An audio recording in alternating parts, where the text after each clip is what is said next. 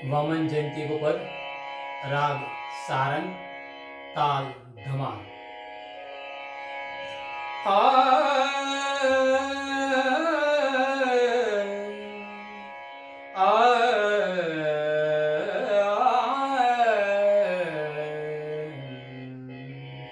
श्री वामन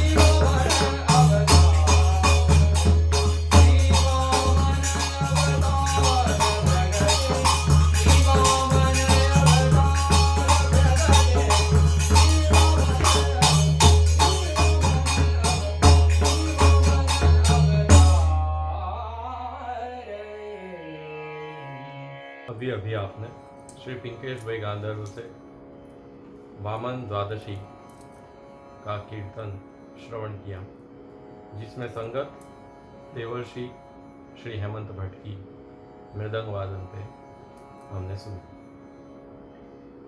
यह पद वामन जयंती के दिन श्री वल्लभ भाचार्य जी के मार्ग में वल्लभ संप्रदाय में यह ठाकुर जी के सन्मुख गाया जाता है, किया जाता है। यह पद गोविंद प्रभु गोविंद स्वामी के द्वारा रचित है, सानुभूत है।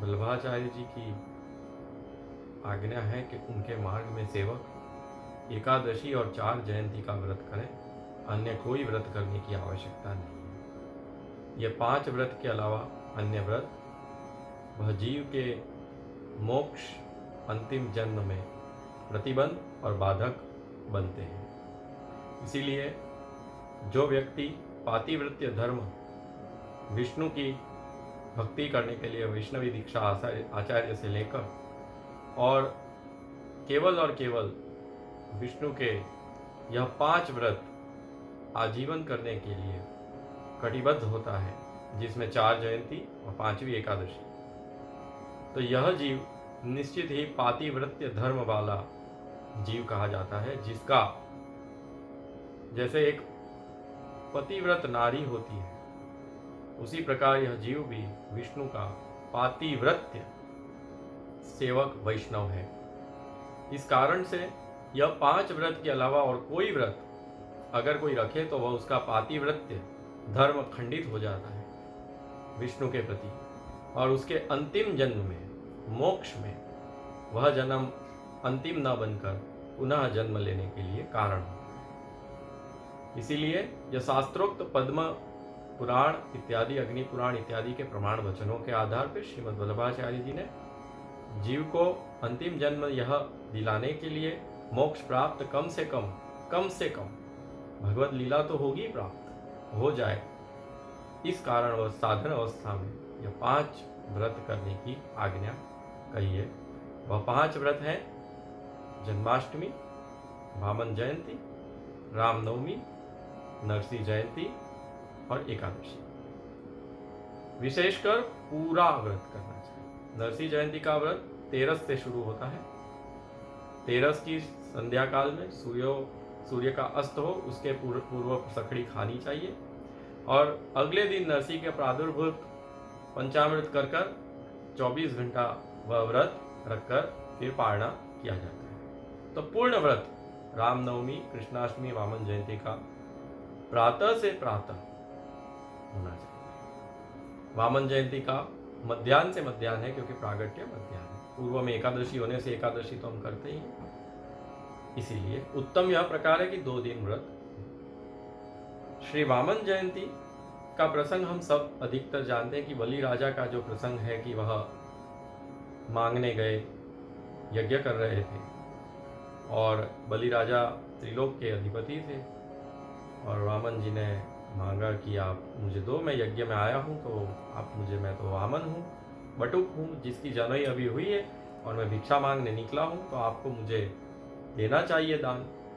और तब बलि संकल्पबद्ध होते हैं, और शुक्राचार्य उन्हें मना करते हैं, वो पहचान जाते हैं कि यह विष्णु है, तो कमंडलू में रुक जाते हैं, जल हाथ में लेकर संकल्प कर तो दर्भ, आसन की दर्भ लेकर वामन स्वयं कुछ अटक गया है करके शुक्राचार्य की नेत्र में वह दर्भ डालते हैं, और वह अंधे हो जाते हैं, उनकी आंख फूट जाती है।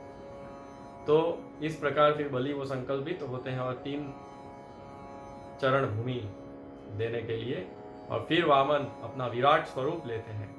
उसके संदर्भ में स्थले सुमाया वटुव्यामनो व्या त्रिविक्रम खे वतु विश्वरूप, विश्व का रूप ले लेते हैं।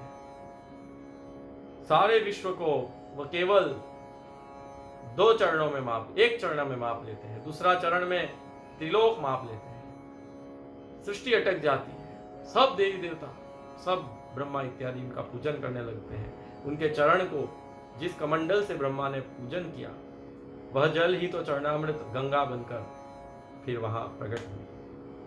तो इस प्रकार फिर पूछते हैं कि अब तीसरा चरण कहां धरूं?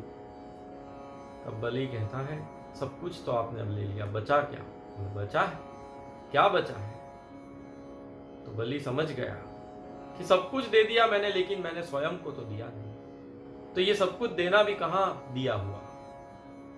इसलिए बलि ने नतमस्तक होकर कहा, आपका तीसरा चरण मेरे मस्तक पर रख लीजिए। और वामन प्रकट होकर इतने प्रसन्न हो गए कि उन्होंने तीसरा चरण का अंगुष्ठ केवल बलि के चरण पर रखकर उसे पाताल लोक में स्थान दे दिया, उसे अमरत्व प्राप्त कर दिया, और कहा मैं तेरी इस भक्ति से प्रसन्न हुआ हूं।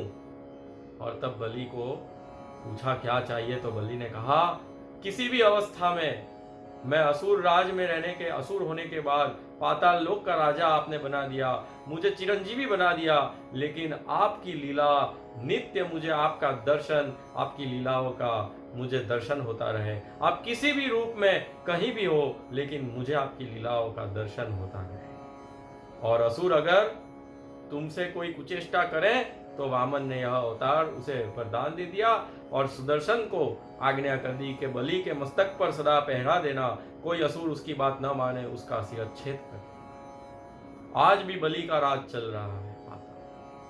असुर बलि जैसे भक्त के नियंत्रण में रहकर आज भी नियंत्रण में है, लेकिन हम आज कलयुग के मानव अनियंत्रित हो गए। यह एक बड़ी विचित्र बात है। और इसी पद को यहाँ वर्णन किया हुआ है वामन जयंती में। दान एकादशी के दूसरे दिन द्वादशी को प्रागट्य है। मूल प्रागट्य जिस दिन एकादशी था उसी दिन द्वादशी 11:30 बजे के आसपास आती है और नक्षत्र उसी हिसाब से श्रवण इत्यादि आते हैं और वामन का प्रागट्य उसी वक्त हुआ है। उसका यहाँ वर्णन गोविंदास, उनको जो वर्णन हुआ, जो दर्शन हुए, सानुभाव हुए ठाकुर जी के वामन रूप अवतार के वर्णन है। प्रगटे श्री वामन अवतार। वामन यानी जो जनोई किए हुए छोटे, जनोई 8 साल की आयु में हो जाती है ब्राह्मणों की, क्षत्रियों की 11, अधिक से अधिक 13 और वैश्यों की 15-17। जनोई सभी धारण करते हैं हिंदू धर्म में, केवल ब्राह्मणों का अधिकार नहीं है। तो यहाँ वामन का अर्थ जो जनोई धारी, जो फिर भिक्षा मांगने गुरुकुल में रहने के लिए निकले, वह वामन, छोटे 8 साल के बटुक। तो प्रगटे श्री वामन अवतार, निरख अदिति मुख करत प्रशंसा जगजीवन आधार। तो यहाँ निरख माने देखकर, बार बार देखकर, अदिति उनके माता, मुख क्या देखकर, श्री वामन का मुख देखकर, करत प्रशंसा जगजीवन, प्रशंसा कर रहे हैं कि देखो मेरे गर्भ से आज साक्षात भगवान प्रकट हुए, साक्षात प्रभु प्रकट हुए हैं, जग को जीवन देने वाले जगत के नाथ प्रकट हुए। तन घन श्याम पीत पट राजत शोभित है भुज चार। तन घन श्याम, उनका शयन कैसा है? घन माने गुड़, गहरा, और श्याम जैसे बादल बरसात का गुड़ गहरा है, ऐसा घन और श्याम रंग, ऐसा आप श्री का श्रीअंग है। आप संयोग का दान करने, भक्तों का उद्धार करने, इस भक्त रूप संयोग वशात इस श्रीअंग को श्याम रूप, मेघ वर्ण रूप, घन श्याम रूप प्रकट हुए, क्योंकि बलि जैसे भक्त का आप रक्षण करने प्रकट हुए, उसे भक्ति का फल देने प्रकट हुए। तो भक्त स्वरूप, आनंद स्वरूप, संयोग लीला प्रदान, ऐसे घन श्याम, मेघ श्याम स्वरूप आप प्रकट हुए हैं। पीतपट राजत, और पीला उपरना माया रूप आपने अपने श्रीअंग पे धारण किया। शोभित है भुज चार, और आपकी 4 भुजाओं के सहित आपने दर्शन दिए। शंख चक्र गदा पद्म सहित आप बालक रूप ऐसे शोभायमान हो रहे हैं। कुंडल मुकुट कंठ कौस्तुभ मणि ऊर भृग रेखा सार। कुंडल आपने धारण किए हैं दोनों कर्ण पर, और मुकुट धारण किया हुआ है। किरीट मुकुट उस दिन आता है, और ठाकुर जी को भी उस दिन क्रम में किरीट मुकुट के साथ धोती और उपरना धराए जाते हैं। तो वामन द्वादशी के दिन यहाँ यह श्रृंगार के प्रभु किरीट मुकुट के संग प्रकट हुए हैं। कंठ कौस्तुभ मणि, और कंठ में कौस्तुभ मणि है। ऊर भृग रेखा सा,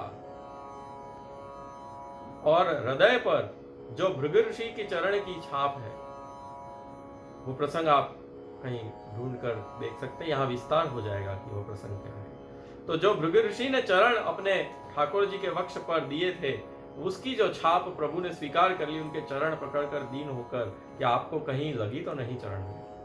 अरे ऋषि, आप तपस्या करके आपको लगी हुई, मेरी तो वक्ष, मैं ईश्वर हूं, भगवान हूं। तो वह प्रभु ने उस चरण रेखा को सौभाग्य मानकर के मुझ पर कहा, ऋषि के चरणारविंद की छाप हो।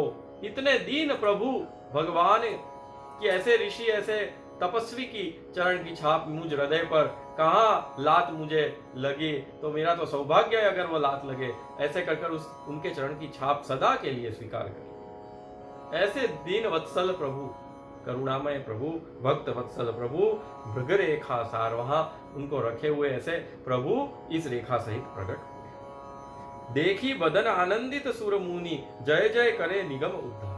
और ऐसा सुंदर श्रीअंग देखकर आनंदित सुर मुनि, सुर देवता, मुनि ब्रह्मर्षि इत्यादि ऋषिगण, तो सारे देवता और ऋषिगण जय जय करे निगम उद्धार। और वेद की रुचाएं जो वहां प्रकट हो गई, वह जय घोष कर रही है, प्रभु के गुण गा रही है, उनकी स्तुतियां कर रही है कि हमारा सबका उद्धार करने वाले प्रकट हुए हैं, भक्तों का उद्धार करने वाले। गोविंद प्रभु बलि वामन वह के, ठाड़े बलि के द्वार। गोविंद प्रभु, गोविंद स्वामी कह रहे हैं कि गोविंद, अरे गोविंद प्रभु, ये जो प्रभु हैं बलि वामन वह, मतलब कि ऐसे पे तो मैं खुद अपने आप को नौछावर कर दूं। वामन वह के, वो वामन बनकर, बटुक बनकर तुरंत ही वह वामन का रूप धारण कर लिया उन्होंने प्रकट होकर। क्योंकि प्रभु को कोई आयु की अवस्था नहीं होती कि अभी तो 1 साल के हैं, अब 1 साल के बाद 2 साल के, 3 साल के। जैसे वह अदिति के गर्भ से प्रकट हुए 4 भुजा सहित बालक रूप, कि तुरंत उन्होंने वामन का रूप ले लिया और भिक्षा मांगने बलि राजा के यज्ञ में चले गए, चलने लगे। तो वो यहाँ कह रहे कि ठाड़े बलि के द्वार, वहां जाकर उस यज्ञ मंडप में ठाड़े द्वार पर ठाड़े हैं। अरे बलि, मैं तुझे फल देने आया हूं, मुझे तू क्या दे रहा है। यह इस कीर्तन का सामान्य अर्थ है।